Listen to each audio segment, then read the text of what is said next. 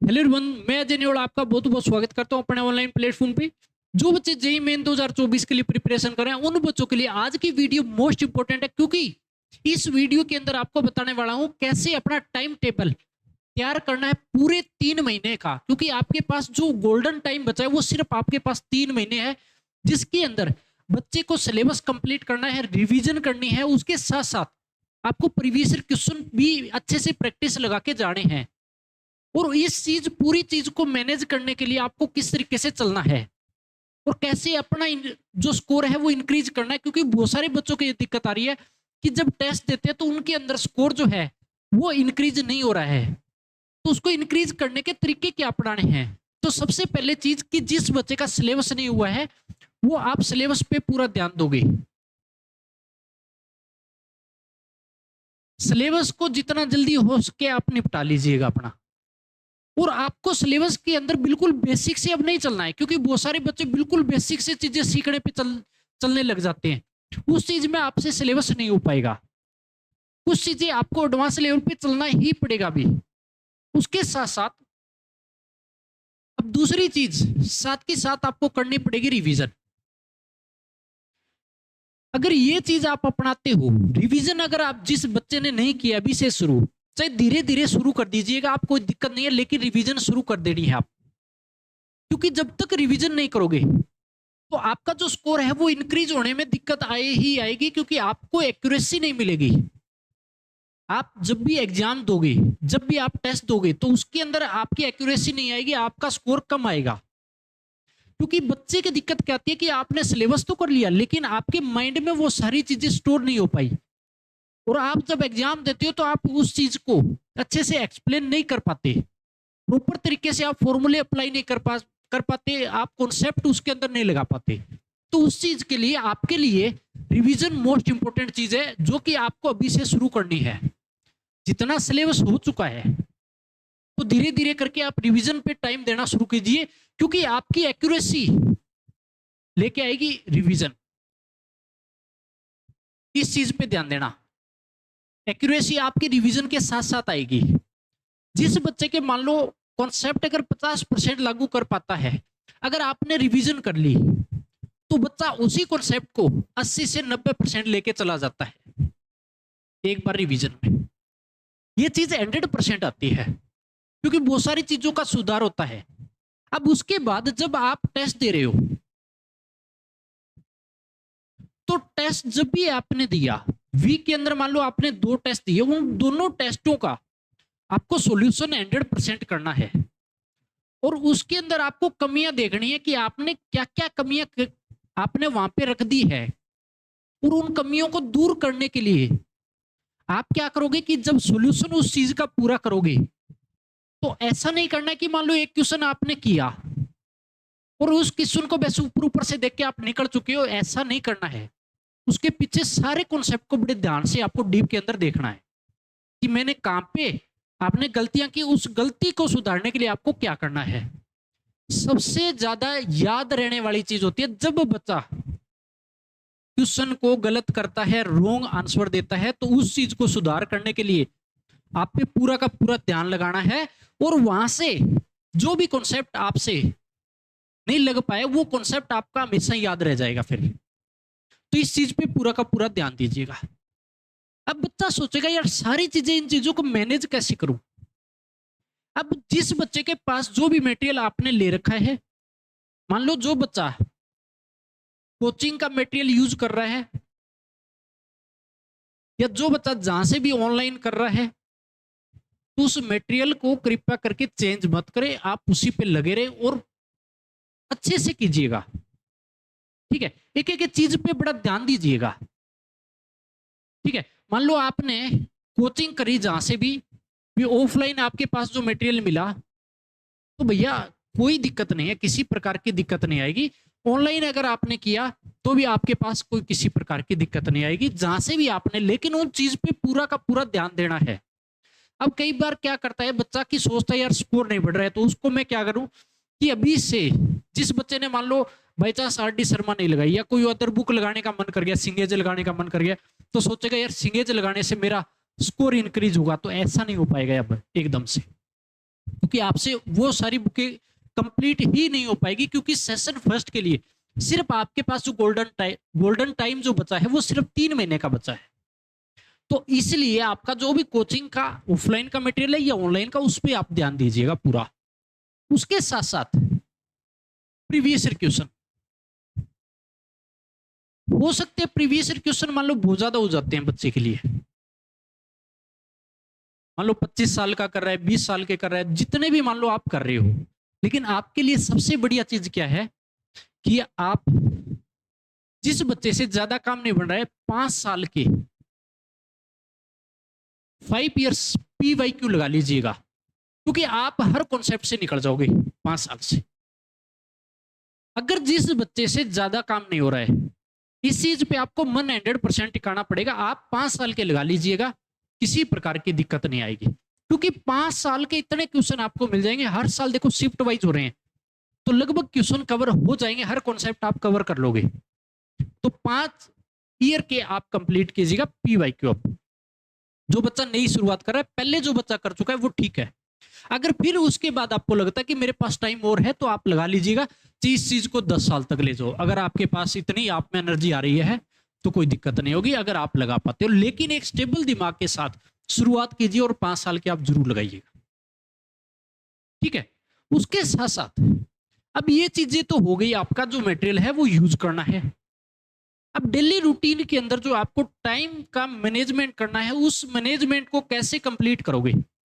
अब हर बच्चे का अलग अलग सोने का टाइम है, उठने का टाइम है। देखो जो भी टाइम है, जिस टाइम के अंदर आप बिल्कुल फ्री माइंड से पढ़ सकते हो, अपने आप में एकदम से अब चेंज नहीं लाना आपको। मान लो किसी बच्चे, कोई बच्चा 2 बजे सोता है, सुबह 9 बजे उठता है, 8 बजे उठता है, कोई दिक्कत नहीं है। मान लो किसी बच्चे, कई बार बच्चा क्या सोचता है, नहीं यार मैं आज जल्दी सोना शुरू करूंगा और मैं जल्दी सुबह उठ जाऊंगा। तो ऐसा आपको नहीं करना है। आपका जो टाइम है, जिस टाइम में आप बिल्कुल कंफर्टेबल हो, वो टाइम आप लगाते रहिए, चलते रहिए, उसमें किसी प्रकार की दिक्कत नहीं आनी हो इस चीज में, क्योंकि 3 महीने की बात है यार, ठीक है। कहीं पर भी किसी प्रकार का प्रभाव नहीं पड़ना इस चीज पे, ठीक है। अपने मन में शांति होनी बहुत जरूरी है अपने आप, ठीक है। अब उसके साथ साथ अब टाइम की बात आती है कि टाइम मैनेजमेंट मैं कैसे करूं, क्योंकि इतनी सारी चीजें बच्चे के पास हो चुकी है। बात तो बच्चे की ठीक होती है, भी टाइम मैनेजमेंट कैसे करेगा बच्चा। तो देखिएगा भैया, आपके पास फिजिक्स, केमिस्ट्री, मैथमेटिक्स, 3 सब्जेक्ट। अब 3 सब्जेक्ट में मान लो पर डे के हिसाब से आपने किसी भी सब्जेक्ट में भी, हो सकता है आप 8 घंटे सोते हो, 16 घंटे आपके पास बच गए, ठीक है। उसमें भी खाना पीना भी होता है, आराम भी थोड़ा बहुत करना पड़ जाता है, चाय पीनी पड़ जाती है, सारी चीजें होती है। जो पढ़ने का टाइम होता है ना, वो देखो 10 से 12 घंटे बच्चे बीच में निकाल देते, कोई 10 घंटे पे, कोई 12 घंटे, कोई 11 घंटे। मतलब जो पढ़ने का पीरियड होता है ना, वो ये रहता है, देखो यार, ठीक है। खाना पीना उस चीज में, पढ़ने में मैनेज आप काउंट नहीं कर सकते, ठीक है। अगर ये आपके पास है, तो फिजिक्स को मान लो आपने दिया 2.5 घंटे, केमिस्ट्री को आपने दिया 2.5 घंटे, आपके लिए 5 घंटे हो गए। देखो मैथमेटिक्स में ऑटोमेटिक सी बात है कि आपको 5 घंटे देने पड़ेंगे, यहाँ पे 5 आवर्स पूरे देने पड़ेंगे। यहां से आपके पास 2.5 घंटे और 5 घंटे आपको यहां देने पड़ेंगे पूरे। आपके लिए 10 घंटे ये हो चुके हैं, क्योंकि मैथमेटिक्स में जब तक स्कोर नहीं आएगा भैया, दिक्कत आएगी आपको। मैथ में आपको स्कोर अच्छा करना पड़ेगा, सबसे ज्यादा आपको परसेंटाइल उठाने वाली चीज होगी। कैलकुलेशन में आपको दिक्कत नहीं आएगी, आपकी कैलकुलेशन स्पीड बढ़ेगी। तो पूरा ध्यान दीजिएगा, मान लो डबल टाइम दीजिएगा। जिस बच्चे का लगता है कि कोई सब्जेक्ट बहुत अच्छा है, कोई और वीक है 2 मान लो, तो उस पर ध्यान दीजिएगा। ऐसा भी आपको करना है अपने हिसाब से भी, लेकिन हर दिन तीनों सब्जेक्टों को टाइम जरूर दीजिएगा। मैंने तो मान लो मेरे हिसाब से बता दिया कि इन में इतना टाइम दीजिएगा। हो सकता है बच्चे का मैथमेटिक्स बहुत अच्छा है और फिजिक्स या केमिस्ट्री में बच्चे को दिक्कत आ रही है, तो इस पे टाइम आप अपना इंक्रीज कर लीजिएगा।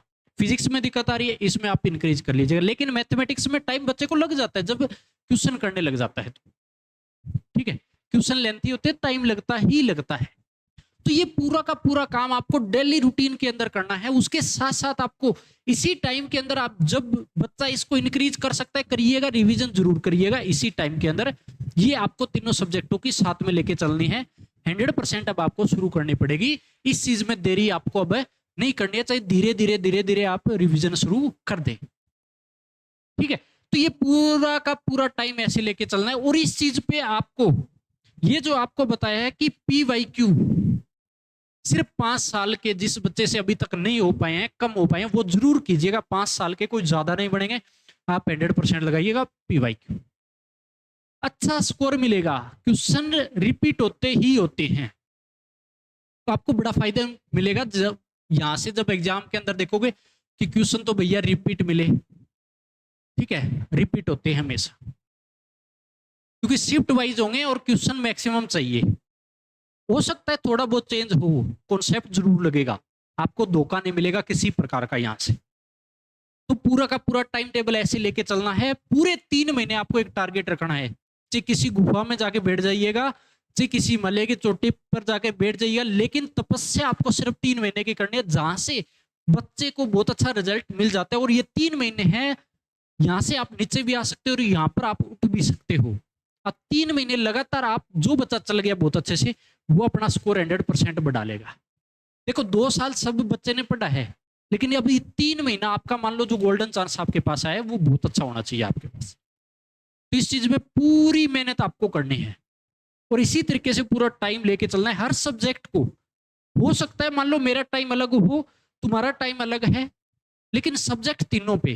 हो सकता है किसी का सब्जेक्ट वीक है, उस सब्जेक्ट को ज्यादा टाइम देना है। जो वीक है चीजें, उस चीज पे 100% ध्यान दीजिएगा।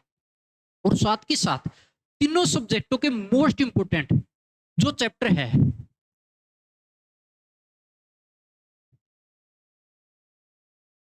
जहां से हर साल क्वेश्चन आता ही आता है, फिजिक्स का, केमिस्ट्री का और मैथमेटिक्स का। इसके लिए मैंने वीडियो भी बना रखी है। उन चैप्टर को आप करिए ही करिएगा, क्योंकि वहां से हर साल निकलते हैं मोस्ट इंपोर्टेंट चैप्टर। जिस बच्चे ने कर लिए हैं, जिस बच्चे के पास अभी तक लगता है मेरे पास सिलेबस ज्यादा रह गया हो, तो इस पे ध्यान दीजिएगा पहले, तो बहुत अच्छा रिजल्ट आपको बन जाएगा। कोई किसी प्रकार की दिक्कत नहीं आएगी। अगर टाइम के हिसाब से एक स्मार्ट वर्क करके आप चलते हो, तो हमेशा बच्चा अपनी जीत की तरफ बढ़ता ही बढ़ता है। तो इतना काम करिएगा और बहुत अच्छे रिजल्ट की तरफ बढ़िएगा। जल्द ही आपके लिए वन शॉट वीडियो भी जल्द ही आपके लिए आने वाली है, जिसके अंदर सबसे पहले आएगी वेक्टर की मोस्ट इंपोर्टेंट चैप्टर आपके लिए मैं लेके आने वाला हूं। उसके बाद आपके लिए ट्रिग्नोमेट्री, क्योंकि उसके अंदर बहुत सारे फॉर्मूले वगैरह होते हैं, तो उसकी वीडियो आपके लिए आएगी। तो सबसे पहले आपके लिए वन शॉट, इसी मान लो नेक्स्ट वीक में, इसी वीक में जो नेक्स्ट है, इस वीक के अंदर आपको वेक्टर की one shot video, most important question, हर टॉपिक आपको कवर किया हुआ मिलेगा अच्छे तरीके से। और प्रीवियस ईयर क्वेश्चन भी उसके अंदर मैं आपको करवाऊंगा, जिससे हर क्वेश्चन के अंदर मान लो अलग अलग क्वेश्चन भी उस कॉन्सेप्ट से आपसे सोल्व हो पाएगा। ठीक है, तो मिलते हैं नेक्स्ट वीडियो में। इतने तक पढ़ते रहे। किसी प्रकार का फिर भी डाउट है तो कमेंट करके जरूर बताएं, आपका डाउट क्लियर किया जाएगा। पढ़ते रहें, मजे करते रहें।